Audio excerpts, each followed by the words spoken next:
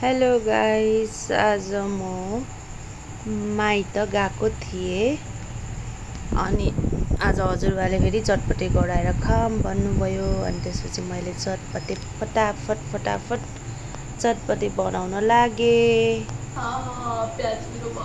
आँखा पिरो भएर म त झन्डै मरेन, यो प्याजले कस्तो भएको थियो।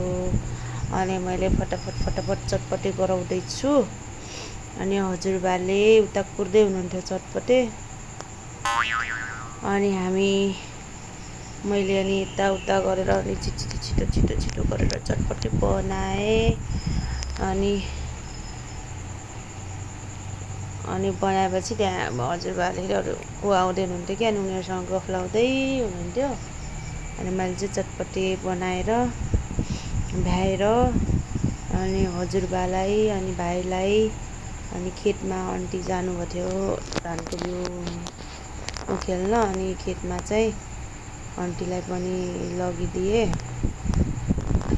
अनि आन्टीलाई लगिदिएर आएपछि अनि मैले पनि बाहिर बसेर खान थालेँ। बाहिर चाहिँ हावा लागिरहेको थियो कि, अनि धान रोप्न लागेको अनि रमाइलो थियो। त्यहाँ बसेर खाँदै थिएँ। अनि पिरो भयो, पानी पनि खाएँ। अनि खाएर अनि सकाएर फेरि म अफिसतिर लागेँ। अनि हजुरबाले मलाई छोड्न जाँदै हुनुहुन्छ भलुइको चोकमा। गएपछि मेरो भाइ भेटियो चैटु।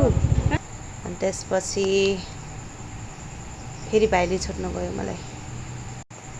अनि म बाटोमा भिडियो गर्दै अनि चिसो हावासँग मजा लिँदै भाइसँग अफिसतिर लागेँ।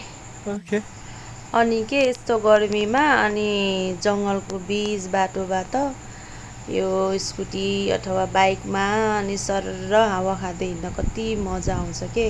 अनि मैले चाहिँ स्कुटीमा चाहिँ हावाको मजा लिँदै थिएँ। अनि बाटोमा गएर बिचमा फोटो पनि खिच्यौँ। अनि भाइले फेरि आँप खा दिदी भनेर आँप दियो।